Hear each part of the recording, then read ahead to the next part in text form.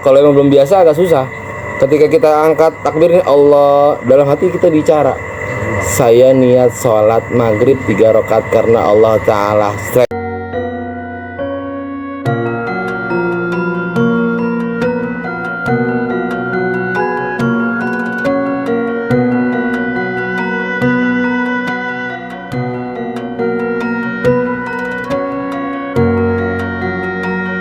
Kenapa sih kita itu disuruh deket, disuruh berusaha untuk mendekat kepada Allah Subhanahu wa Ta'ala? Selain daripada kita menjalankan perintahnya Allah, tapi kan kita kan disuruh deket juga. Apalah artinya kita ibadah kalau kita nggak deket kan gitu? Cuma sekedar ibadah doang, semua orang bisa. Tapi kan nggak ada rasa. Salatnya nggak ada rasa, puasa nggak ada rasa, zikir nggak ada rasa. Makanya kan yang namanya sebuah kedekatan itu kan sebuah proses yaitu di perjalanan yang panjang itu untuk berusaha semakin dekat dalam arti apa? Dalam arti itu benar-benar merasakan, benar-benar kepasrahan itu timbul. Tujuannya apa sih kita disuruh mendekat sedekat-dekatnya kepada Allah? Kita nggak bakalan tahu. Yang pasti, yang jelas-jelas itu nanti mungkin untuk mengantisipasi di saat manakala kita ditua nanti, kan begitu. Kan kita nggak selamanya bareng-bareng, nggak selamanya sama anak-anak, nggak selamanya sama istri, nggak selamanya sama suami yang istri misalkan kayak gitu. Ya. Ada wayahnya kita ditinggalin, hidup dengan kesendirian. Misalkan anak-anak udah pada pisah semuanya, pada punya rumah masing-masing. Ya bini misalkan udah nggak ada juga, gitu. Hidup sendirian. Nah, inilah salah satu manfaatnya ketika memang sudah berproses mendekatkan diri kepada Allah Subhanahu wa Ta'ala. Nanti di satuan nanti bakal merasakan, oh ternyata itu dekatnya kita kepada Allah Subhanahu wa Ta'ala itu ini yang kita rasakan. Walaupun anak sudah pada jauh misalkan gitu, tetapi hubungan kita sama Allah tuh sudah baik tuh, sudah dekat gitu. Pan-pan aja, enteng-enteng aja, merasa ya sepi, dibilang nggak sepi ya karena adanya Allah Subhanahu wa Ta'ala gitu. Nah, terus agar Tuhan nanti, yang kedua, agar Tuhan nanti yang namanya kepasrahan kepada Allah itu benar-benar dapat gitu loh. Kepasrahan itu benar-benar total dapat gitu. Bagaimana yang kita khawatirkan adalah semakin tua kita nanti, kita nggak bisa membendung ataupun menghalang apa namanya, idealnya itu kan semakin tua itu kan kita semakin bisa asrah total gitu, kita bisa menguasai dunia. Arti menguasai di sini bukan kita bisa meraup dunia adanya, kita bisa mengalahkan keindahan dunia, gitu.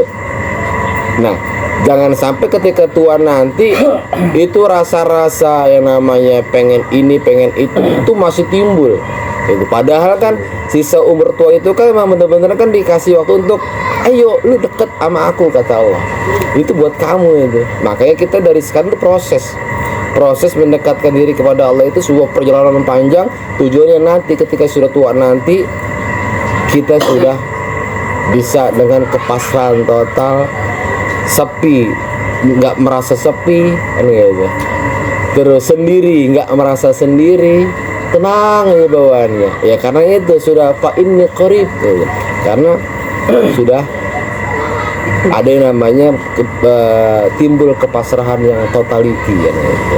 Nah itulah, itu ditinggal mati, ditinggal misalkan ditinggal apa lagi, ditinggal sama anak untuk pada punya keluarga masing-masing, sendirian di rumah, bini nggak punya, misalkan udah meninggal, udah. Nah paling kegiatan, makanya kan kita lihat kalau banyak kan orang-orang tua itu pada betah di masjid, gitu kan, gitu. Pada betah di masjid kan, gitu. Orang tua ya karena orang merasa tenang gitu, proses pendekatannya itu gitu. Ya itulah artinya karena kita selain disuruh menjalankan perintah Allah, juga kita disuruh untuk mendekat kepada Allah Subhanahu wa Ta'ala. Jangan sampai ketika tua nanti rasa iri, rasa dengki, rasa apalagi keinginan itu masih banyak numpuk gitu. Ya nggak bisa tenang. Itu pikiran ya nggak bakalan tenang. Nah, faraqta minal istinja, maka apabila faraqta minal istinja, engkau telah selesai minal istinja daripada istinja gitu. Fala tatruk siwak, maka jangan kau tinggalkan apa? Siwak, bersiwak. Nah, ini sunnah daripada baginda Rasulullah sallallahu alaihi wasallam, siwak. Nah, anjurannya adalah apabila kau telah selesai dari istinja, maka jangan tinggalkanlah siwak gitu. Fa innahu, sesungguhnya apa siwak, matharatun lil fami wa mardatun li rabbi, sesungguhnya siwak itu mensucikan itu fam, bagian mulut. Nah, jadi bau-bau ataupun yang bangsa-bangsa yang nempel-nempel terus wanginya itu udah jadi bersih. Selain itu sunnah. Nah, kalau dari Ibnul Jauzi gitu, Imam Ibnul Jauzi ini, beliau itu mengatakan gini, segala sesuatu yang tujuannya ibadah dan bernilai tinggi dan berharga itu tidak ada tawar menawar gitu. Contoh misalkan kurban, terus akekah kan gitu. Akekah ini kan bernilai tinggi, manfaatnya banyak, luar biasa. Kan tetapi akekah ini sebenarnya kan memang ajaran agama, syariat gitu. Cuma lebih cenderung dipahami dengan kebiasaan masyarakat gitu. Padahal ini adalah ajaran agama yang banyak manfaatnya, khususnya ketika anak itu diakekahin kan gitu. Diakekahin itu nanti anak bisa menolong orang tuanya. Jangan sampai kalau punya anak yang diakekahin, lah nanti anak itu nyari-nyari kemana waktu ntar kalau di sono gitu. Nggak ketemu ya karena memang nggak diakekahin anaknya. Makanya ketika anak itu baru lahir, kalau kata Nabi kan, kullu gulamin murtahanun bi aqiqatihi, setiap anak yang terlahir itu tergadaikan dengan akikahnya. Nah, tebus dah tuh, tebus. Nah, hari ke-1 nggak bisa, hari ke-7 nggak bisa, hari ke-14 nggak bisa, hari ke-21 nggak bisa, hari ke-28 terus sampai beda. Nah, pentingnya, makanya ketika pentingnya akekah ini gitu dipotongin itu baru ini doang ya, jasadnya doang ya. Akekah kan ada 2. Nah, ada akekah batin, ada akekah jasad, ada akekah rohani, nah, gitu. Kalau mau ideal kita bicara, cuma kan memang kan kita kan hidup kan di wilayah syariat gitu. Nah, kalau untuk masalah yang batinianya itu kan kembali kepada individunya masing-masing. Nah, kalau cewek kan 1 gitu. Kalau kita mau pakai jasad wa rohani gitu, berarti kan 2 cewek. Yeah. Kalau kita mau pakai ruhnya gitu, rohani. Jadi sekarang jasad kalau nggak ada ruh hidup nggak? Hidup nggak jasad ruh? Kagak hidup kan? Kalau laki-laki kambingnya 2, berarti 4. Iya nggak? Ya iya, kan 4. Kalau kita mau pakai rohaninya, kan itu 2 juga. Lah iya, ini 2 juga. Nah, itu ideal. Nah, manfaatnya luar biasa gitu. Yang satu kambing untuk bancaan di rumah, satu kambing lagi kita lempar itu kemana? Ke jalanan mana itu batin. Nah, sedekah kan prinsipnya sedekah akekah itu kan. Nah, tuh Ahmad bin Hanbal ya. Termasuk akekah itu ketika dia ditanya sama putranya ini, bagaimana aku ini baru punya anak gitu dalam keadaan fakir, apakah aku harus menunggu dulu sampai aku punya uang, atau aku tetap mengakikahkannya dengan cara berhutang? Nah, kalau ini nggak punya uang, gitu. Biasanya kan nunggu nih, kita ntar aja lah, punya uang aja lah, gitu. Biasanya kalau udah nunda ntar anak beberapa 8 tahun baru. Padahal ada sebelumnya mah budget mah ada aja gitu. Ntar umur ke 10 tahun baru kayak. Nah, makanya kan ketika sesuatu perbuatan yang tujuannya adalah ibadah yang bernilai tinggi, nggak ada tawar menawar, laksanakan hari itu juga. Itu kata Ibnu Jauzi. Nah, kalau kata Imam Ahmad bin Hambal gitu, walaupun kadarnya fakir, hutang. Itu Imam Ahmad bin Hambal yang ngomong, bukan saya gitu. Walaupun kadarnya fakir nih, tetap akikahin tuh anak gitu. Karena pentingnya tergadaikan bagaimana sih? Wah, luar biasa kan. Nah, tebus. Nah, syukur-syukur nanti kan gitu. Syukur-syukur gitu. Yang juragan kami pun juga syukur-syukur dia ngerti, oh tetangga gua ada yang baru punya anak, orangnya fakir, udah kita hadiahin tuh kambing, juragan kambing nih, dia mau ibadah juga nih, saya hadiahkan kambing biar jadi akikah ya, gitu. Nah, prinsipnya adalah ketika memang ibadah yang amal perbuatan ataupun suatu amalan yang sifatnya tujuan adalah ibadah dan bernilai tinggi, itu tidak bisa ditawar menawar. Tidak ada tawar menawar, laksanakan gitu. Jangan ditunda-tunda, ntar kalau tunda-tunda kasihkan dah lupa gitu. Itu satu. Nah, makanya ada sunnah muakkad, sunnah nikmat. Nah, sebenarnya kan akikah itu mah dibilang wajib kan sebenarnya ya gitu. Ya karena itu dia bernilai tinggi, membawa menjadi penolong untuk orang tuanya nanti ketika nanti di negeri sono gitu. Nah, kalau nggak diakikahin, kalau misalkan emang orang tuanya belum mengakikahkan juga, ya ntar dia akikahin sendiri dah dengan dia punya uang gitu. Ketika nanti sudah dewasa, belum diakikahin nih, akikah sendiri dah tuh. Ini sedekah. Akhirnya dia sendiri yang nebus. Punya korban, mendirikan korban apa?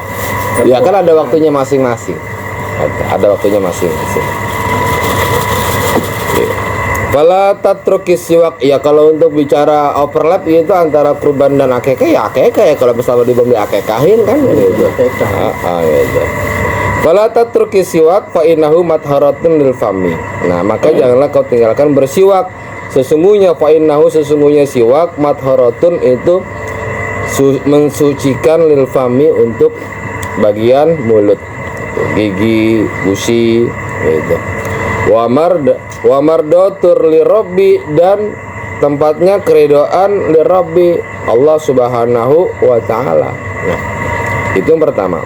Wa maskhitatun li syaitan. Nah, setan itu di sini dikatakan wa maskhatatun li syaitan.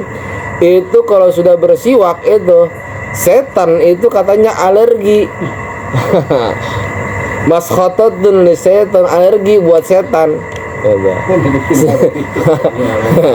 Jadi kalau ada orang kesurupan kasih siwak aja nih, gak mau deket dia dah. Berarti nggak usah pakai kelor ya? Nggak usah kelor, siwak. Siwak. Alergi, setan makan deketin masukin sini bulan. Kagak, dia udah pakai siwak, nggak bisa. Udah alergi, udah kayak bau kentut gimana ya dah. Ya. Itu kalau buat serupan ya kasih siwak ya. Tuh. Ya.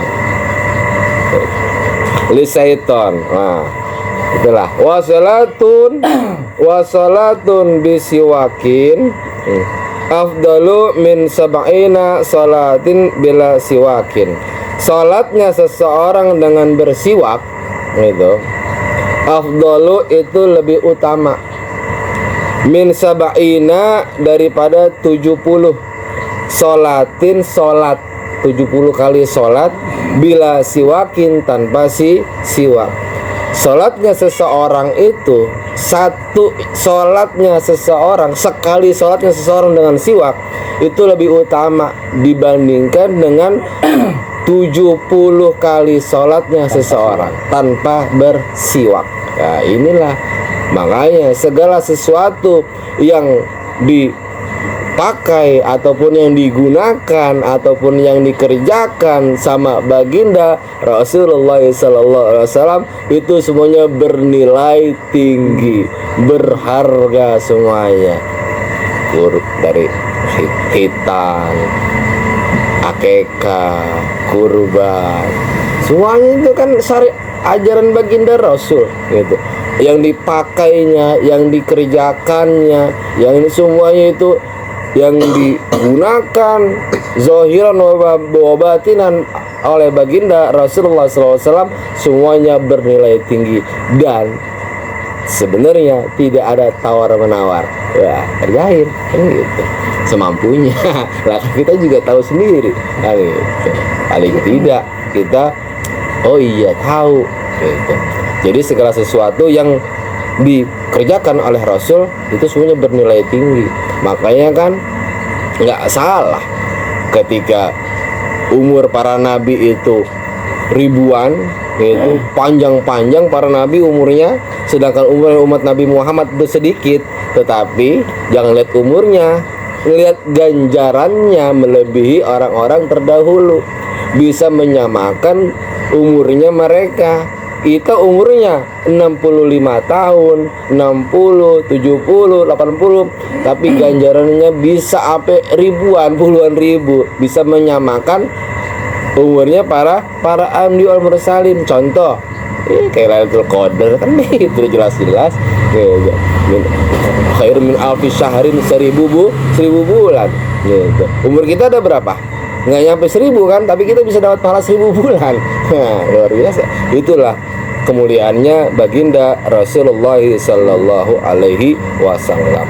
Nah, bagaimana caranya untuk biar dekat kepada Allah?